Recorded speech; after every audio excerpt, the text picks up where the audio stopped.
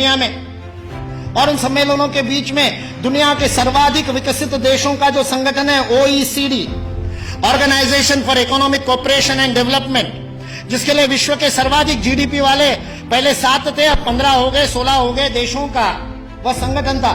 उस ओईसीडी ने सन 2000 में एंगस मेडिसन नाम के अर्थशास्त्री को यह काम दिया कि वो विश्व का आर्थिक इतिहास लिखे, और चूंकि उनकी गणना, उनकी हिस्ट्री 0 ईस्वी से शुरू होती है, तो एंगस मेडिसन को भी काम दिया 0 ईस्वी से 2000 ईस्वी तक 2000 वर्ष का आर्थिक इतिहास लिख दीजिए। उस पुस्तक का नाम है economic history of the world millennial perspective by Angus Maddison. OECD.org इस वेबसाइट से आप डाउनलोड कर सकते हैं। 2000 वर्ष का आर्थिक इतिहास लिखा है एंगस मेडिसन ने, और वह एंगस मेडिसन कहता है कि पहले 1500 वर्ष 0 ईस्वी से लेकर के 1490 तक, 99 तक, सारे विश्व के जीडीपी में लगभग 2/3 66% योगदान देने वाला देश कोई था तो वो भारत देश है।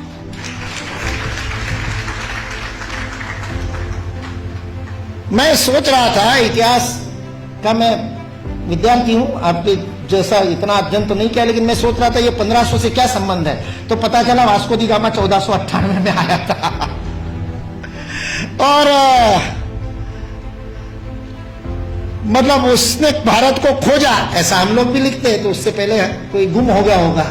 जो गुम हुआ भारत था वो विश्व के 2/3 जीडीपी को प्रोड्यूस करने वाला, और केवल प्रोड्यूस करने वाला नहीं, विश्व को समृद्धि का अवदान देने वाला, वितरण करने वाला। विल ड्यूरांड अमेरिकन इतिहासकार है, 11 खंडों में उसने लिखी है हिस्ट्री ऑफ सिविलाइजेशन। वह विल ड्यूरांड लिखता है सारे विश्व को संपदा का वितरण करने वाला कोई देश होगा तो वह देश भारत देश है। वितरण शब्द प्रयोग किया है, लेन देन नहीं, वितरण करने वाला देश। सारे दुनिया में हमारे व्यापारी जाते थे। वो वास्को दी गामा को भी हमारे ये गुजरात का व्यापारी, वास्को दी गामा ने अपनी डायरी में लिखा है, वो गुजरात का व्यापारी पानी के जहाज लेकर के उसको मिला साउथ अफ्रीका में, उसको तो भारत मिला नहीं था। इसने कहा अच्छा भारत खोज रहे हैं, चलो मैं ले चलता हूं। उसको मसाले भरने थे, इसलिए वो कालीकट गया, इसलिए वास्को दी गामा को कालीकट ले गया, नहीं तो भरूच ले आता गुजरात में।